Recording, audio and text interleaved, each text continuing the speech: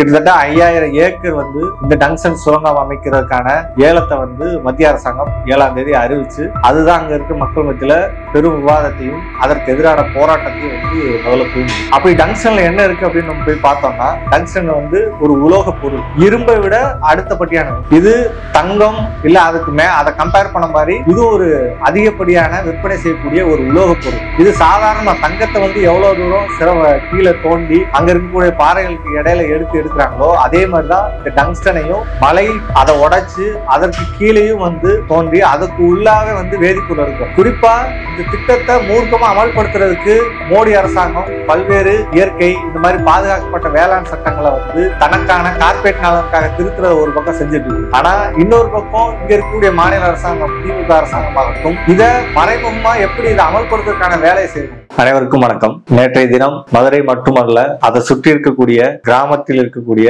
அனைத்து விவசாயிகளும் அங்க இருக்கக்கூடிய இயக்கங்கள் விவசாய சங்கங்கள் என அனைவரும் திரண்டு டங்ஸ்டன் ஆலைக்கு எதிரான போராட்டத்தை வந்து நடத்தியிருந்தாங்க. அது மட்டும் இல்ல மிகப்பெரிய பேரணியும் ஆயிரக்கணக்கான விவசாயிகள் சேர்ந்து அந்த பேரணி வந்து நடத்திருக்காங்க. ஏன் இந்த பேரணி நடத்தப்பட்டுச்சு, ஏன் இவ்வளவு விவசாயிகள் வந்து அங்க திரளணும், டங்ஸ்டன்னா என்ன அப்படின்றத அந்த வீடியோல நம்ம பார்க்க போறோம்.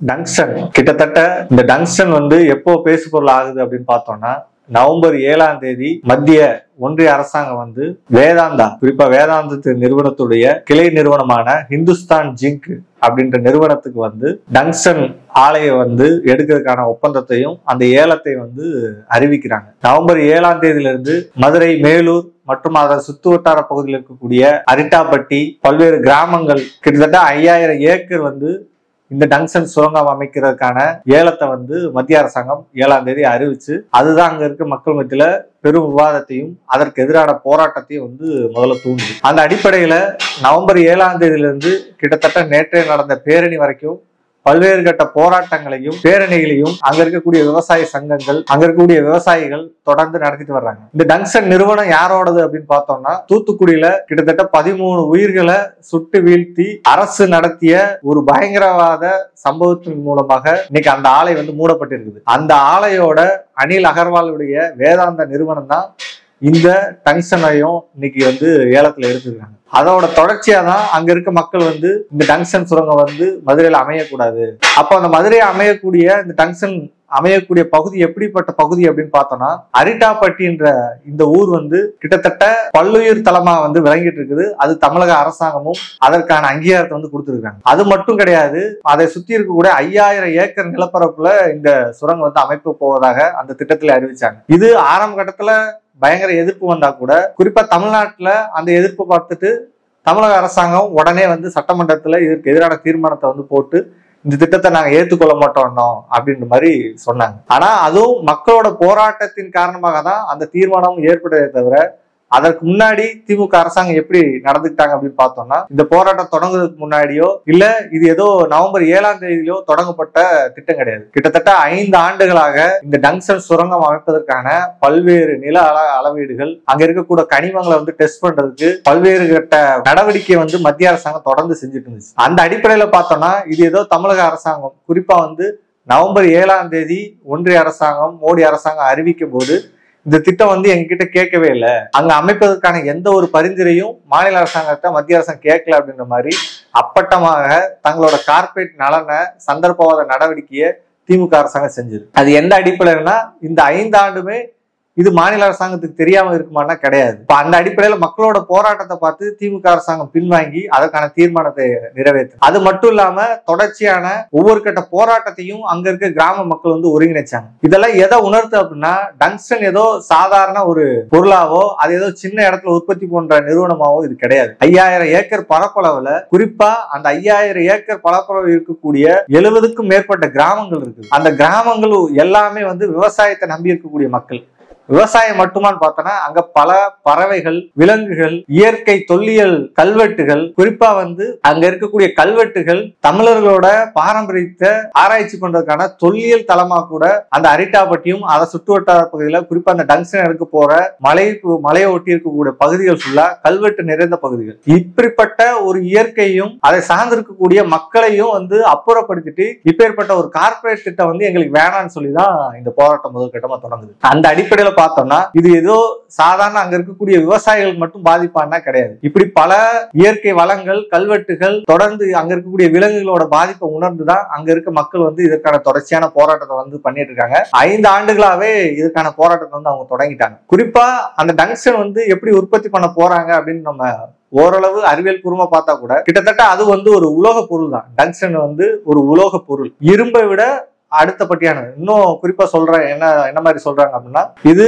தங்கம் இல்ல அதை கம்பேர் பண்ண மாதிரி இது ஒரு அதிகப்படியான விற்பனை செய்யக்கூடிய ஒரு உலோக பொருள். இது சாதாரண தங்கத்தை எவ்வளவு தூரம் கீழே தோண்டி அங்க இருக்கக்கூடிய பாறைகளுக்கு இடையில எடுக்கிறாங்களோ அதே மாதிரிதான் இந்த டங்ஸ்டனையும் மலை அதை உடைச்சு அதற்கு கீழேயும் ஆழ்துணை தோண்டி அதுக்கு உள்ளாவே வேதிப்பொருள் எடுக்க போறாங்க. இன்னும் எளிமையா சொல்ல போறோம்னா, இன்னைக்கு நம்ம பெட்ரோல் டீசல் எல்லாம் எப்படி கிடைக்குதுன்னா அது நேரடியா பெட்ரோலோ டீசலோ கிடைக்கிறது இல்லை. அது கச்சா எண்ணெயும் அதற்கப்புறம் அதில் கூட சேர்க்கப்படுற வேதிப்பொருட்களையும் சேர்த்து அது பெட்ரோல் டீசலா கன்வெர்ட் பண்ணப்படுது. அந்த அடிப்படையில இந்த டங்ஸ்டனும் இங்க இருக்க மதுரை அதை சுற்றுவட்டார பகுதியில அதிக நிறைஞ்சிருக்குது. அதை பிரிச்சு எடுக்கிறதுக்கு பல்வேறு கட்ட வேதிப்பொருட்களை பயன்படுத்துவாங்க. அது வெறுமன நம்ம ஸ்டெர்லைட் அதை கம்பேர் பண்ணிக்கலாம். குறிப்பா அங்க இருக்கக்கூடிய காப்பரை பல ஆயிரக்கணக்கான அடி தரையில, குறிப்பா பூமியில ஹோல் போட்டு அதுல இருந்து எடுக்கப்படுற காப்பர் தான் இன்னைக்கு இந்தியா முழுக்க ஏற்றுமதி செய்யப்பட்டுச்சு. அதன் மூலியமா ஏற்பட்ட விளைவுகள் தான் தூத்துக்குடியில் இருக்கக்கூடிய மக்கள் பல பேருக்கு புற்றுநோயால பாதிக்கப்பட்டாங்க. நீர் மாசுபட்டுச்சு, காற்று மாசுபட்டுச்சு, நிலத்தடி நீர், இப்படி பல்வேறுபட்ட இயற்கை சீற்றங்களும் அங்க ஏற்பட்ட மாற்றங்களாலதான் ஸ்டெர்லைட்டுக்கு எதிராக அவ்வளவு பெரிய மக்கள் போராடி அதை மூடினாங்க. அதே போலதான் இந்த டங்ஸ்டனும் மீண்டும் ஒரு ஸ்டெர்லைட்டை உருவாக்கிட கூடாது, இங்க இருக்கக்கூடிய இயற்கை வளங்களை பாதுகாக்கணும்ன்ற அடிப்படையில தான் அந்த மக்கள் தொடர்ச்சியா இதுக்கான எதிர்ப்பு தெரிவிச்சிட்டு இருக்காங்க. அப்போ இந்த போராட்டம் கிட்டத்தட்ட தமிழக அரசாங்கம் சட்டமன்றத்துல தீர்மானம் ஏற்றினா கூட அங்க இருக்கக்கூடிய மக்கள், குறிப்பா 25 ஊராட்சிகள் அங்க இருக்கக்கூடிய கிராம சபைகளை இந்த டங்ஸ்டன் சுரங்கம் எங்களுக்கு வேணான்னு சொல்லி பல தீர்மானங்களை நிறைவேற்றிருக்காங்க. அப்ப குறிப்பா இந்த பேரணியோட நோக்கம் என்ன அப்படின்னா, வெறுமன இந்த திட்டம் வேணான்னு மட்டும் கிடையாது, அங்க இருக்கக்கூடிய கிராமத்தை பாதுகாக்கப்பட்ட வேளாண் மண்டலத்தை அறிவிக்கணும். அந்த அடிப்படையில எப்போயும் ஆல்ரெடி மதுரையோட இன்னொரு பரிதாபத்துக்குரிய நிலைமையாகட்டும், இல்ல அங்க இருக்கக்கூடிய வளங்களை கார்பரேட் நிறுவனங்களுக்கு கொள்ளையடிப்பதற்கான நடவடிக்கையை தொடர்ந்து 2 அரசாங்கம் வந்தாலும் தீவிரப்படுத்திட்டு இருக்கு. குறிப்பா இதற்கு முன்னாடி அங்க இருக்கக்கூடிய மலைகள் அனைத்தையும் டிஆர்பி பழனிசாமி மதுரையில இருக்கக்கூடிய பல்வேறு மலை, குறிப்பா மேலூர் அதை சுற்றி இருக்கக்கூடிய மலை பகுதிகளும் கிரானைட் மலைகள் நிறைந்த பகுதியை இங்க இருக்கக்கூடிய கிரானைட்டுக்காக பல மலைகளை அழிச்சு ஆழ்துணை கிணறு மூலியமாகவும் பெரிய பெரிய சுரங்கம் அமைச்சு அங்க இருக்கக்கூடிய கிரானைட் குவாரியா மாத்திட்டு இருந்தாங்க. அது ஒரு பக்கம் இருந்தா கூட தொடர்ச்சியான இந்த போராட்டம், கிரானைட் குவாரிக்கு எதிரான போராட்டத்தை அங்க இருக்க மக்கள் பண்ணிட்டு இருந்தாங்க. அந்த கிரானைட் குவாரி அமைச்சது மூலயமா அங்க இருக்கக்கூடிய இயற்கை விவசாயங்கள் பாதிக்கப்பட்டுச்சு. அங்க இருக்கக்கூடிய வரக்கூடிய கழிவுகள், ஒவ்வொரு கிரானைட் கழிவுகளும் அந்த ஒரு கிரானைட்டை உற்பத்தி பண்றதுக்கு ஒட்டுமொத்த மலையையும் கீழே மிகப்பெரிய சுரங்கங்கள் அமைச்சு அது வரக்கூடிய தூசிகள் கிராம பகுதியில் இருக்கிற மக்கள் மத்தியில போனதாகட்டும், அங்க இருக்கிற மக்கள் பல பேர் விரட்டி அடிக்கப்பட்டாங்க.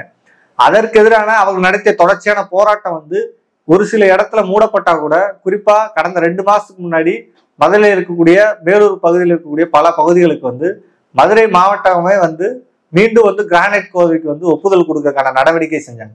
அதற்கு எதிரான போராட்டத்தையும் அங்க இருக்கக்கூடிய மக்கள் செஞ்சதுக்கு அப்புறம் தான் இன்னைக்கு அதை நிறுத்தி வச்சிருக்காங்க.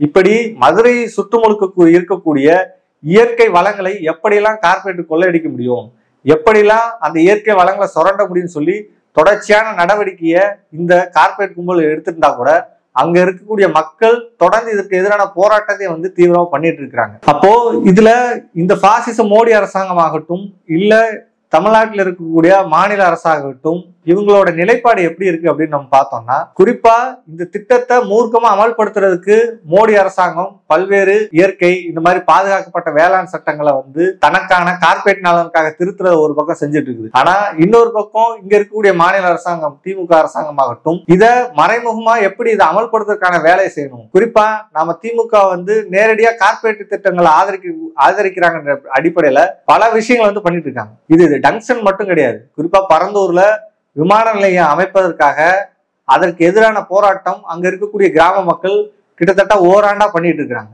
மேல்மா சிப்காட் வேணான்னு சொல்லி அங்க இருக்கிற விவசாயிகள் அவங்களும் ஒரு ஆண்டா போராடிட்டு இருக்கிறாங்க. இன்னொரு பக்கம் சென்னையில இருக்கக்கூடிய 800 அனல் மில்லியம் விரிவாக்கத்துக்கு எதிராக அங்க இருக்கக்கூடிய மக்கள் வேணான்னு சொல்லி போராடிட்டு இருக்கிறாங்க. தூத்துக்குடியில மீன் கழிவு ஆலைக்கு எதிராக அங்க இருக்கக்கூடிய மக்கள் தொடர்ச்சியான போராட்டத்தை பண்ணிட்டு இருக்காங்க. ஆனா இதுல திமுக நிலைப்பாடு எப்படி இருக்குது அப்படின்னு பார்த்தோம்னா, நாம நல்ல உதாரணமா பரந்தூர் விமான நிலையத்தை எடுத்துக்கலாம். ஒரு வருஷமா போராடி இருக்கக்கூடிய அந்த விவசாயிகள் மீது குண்டாஸ் போட்ட ஒரு அரசாங்கம்னா அது திமுக அரசாங்கம். தன்னை கார்பரேட் நலனா காமிச்சதுக்கான நடவடிக்கை அதுல இருந்தே நம்ம பார்க்கலாம். அப்படி தொடர்ந்து பிஜேபி அரசாங்கம் நேரடியாக கார்பரேட் சுரண்டல் அதிகரிச்சுட்டு இருக்குன்னா, இங்க இருக்கக்கூடிய திமுக அரசாங்கம் கார்பரேட் திட்டத்தை நடைமுறைப்படுத்துறதுக்கு குறிப்பாக விவசாயிகள் மீது குண்டாஸ் கூட நாங்க போடுறதுக்கு தயாரா இருக்கோன்றதை நிரூபிச்சிருக்காங்க. அந்த அடிப்படையில் இங்க இருக்கக்கூடிய மத்திய மாநில அரசாங்கங்களுக்கு எதிரான இந்த கார்பரேட் திட்டங்களுக்கு எதிரான தொடர் நடவடிக்கை மக்கள் ஒரு பக்கம் போராடி இருந்தா கூட அதற்கு எதிரான அவர்களோட கோரிக்கையை இங்க இருக்கக்கூடிய திமுக அரசாங்கம் இதை செய்ய மறுக்கிறாங்க. டங்ஸ்டன் மட்டுமல்ல, ஒட்டுமொத்தமாக தமிழ்நாட்டில் அமல்படுத்த பாசிச மோடி அரசாங்கம் செய்யக்கூடிய அந்த திட்டங்களுக்கு எதிரான மக்கள் போராட்டம் தான் மிகப்பெரிய தீர்வை கொடுக்கும் அப்படின்றதுதான் நேற்று நடந்த பேரணி நமக்கு உணர்த்திருக்கு. அந்த அடிப்படையில் டங்ஸ்டன் எதிர்ப்பு போராட்ட குழு முன்வைக்கின்ற கோரிக்கை என்னன்னா, அங்க இருக்கக்கூடிய பகுதியில பாதுகாக்கப்பட்ட வேளாண் மண்டலமாக அறிவிக்கணும் அப்படின்றத உடனே செய்யணும்னு சொல்லி கோரிக்கை வச்சிருக்காங்க. அந்த கோரிக்கையை உடனடியாக நிறைவேற்ற வேண்டும். அது மட்டுமல்லாது தமிழ்நாட்டில் மோடி அரசாங்கம் தொடர்ந்து தமிழகத்தை கார்பரேட் நலன்களுக்காக இங்க இருக்கக்கூடிய இயற்கை வளங்களை சூறையாடுவதற்கான நடவடிக்கை ஈடுபட்டு இருக்காங்க. ஆனால் தமிழக அரசாங்கம் அதற்கு தொடர்ந்து ஒத்துழைப்பு கொடுத்துட்டு இருக்காங்க. எனவே மக்களோட கோரிக்கையை நிறைவேற்றும் அடிப்படையில் இந்த கார்பரேட் திட்டங்களை எந்த விதத்திலும் தமிழக அரசாங்கம் நேரடியாகவோ அல்ல மறைமுகமாகவோ அதை ஆதரிக்க கூடாது. அப்படி ஆதரிப்பது என்பது இங்க இருக்கக்கூடிய விவசாயிகளையும் இங்க இருக்கக்கூடிய மக்களையும் நேரடியாக கார்பரேட் நலனுக்காக பலிகீடாக்கக்கூடிய நடவடிக்கையாக இது அமையும். எனவே தொடர்ந்து மக்கள் போராட்டங்கள் தான் இந்த கார்பரேட் திட்டங்களுக்கு எதிரான நடவடிக்கையை தடுக்கும் என்பதற்கு நல்ல உதாரணம் நேற்று நடந்த விவசாயிகளோட போராட்டம். அது மட்டுமல்லாமல் தொடர்ந்து பரந்தூராகட்டும் இல்ல மேல்மாகட்டும் இயற்கைக்கு எதிராகவும் கார்பரேட் திட்டத்தை நடைமுறைப்படுத்தக்கூடிய நபர்களுக்கு எதிராகவும் நடைபெற்ற ஒரு பேரணியா தான் நம்ம அதை பார்க்கணும். 2025 மட்டுமல்ல, இந்த பாசிச கும்பலுக்கு எதிராகவும் கார்பரேட் திட்டங்களுக்கு எதிராகவும் மக்கள் போராட்டம் தான் இவர்களை பணிய வைக்கும் என்பதை நேற்று நடந்த பேரணி நமக்கெல்லாம் உணர்த்திருக்குது. அந்த அடிப்படையில் அனைத்து ஜனநாயக சக்திகளும் இது ஏதோ மதுரை டங்ஸ்டன்ல நடக்குது, இது நாளைக்கு நம்மளுக்கு பிரச்சனை வராது என்று ஒதுங்கி இருக்காம இந்த விவசாயிகளுக்கு எதிராக நடைபெறும் ஒவ்வொரு கார்பரேட் திட்டங்களுக்கு எதிராகவும் அனைத்து ஜனநாயக சக்திகளும் தமிழ்நாட்டில் இருக்கக்கூடிய அனைத்து மாணவர்களும் இளைஞர்களும் கட்டாயம் அவர்களோடு உறுதுணையாக இருக்க வேண்டும். அந்த அடிப்படையில் மக்கள் எதிராகவும் இப்பேற்பட்ட கார்பரேட் திட்டங்களுக்கு எதிராகவும் தொடர்ந்து குரல் கொடுக்கும். அந்த அடிப்படையில் அனைவரும் குரல் கொடுக்க வேண்டும் என கேட்டுக்கொள்கிறேன். நன்றி.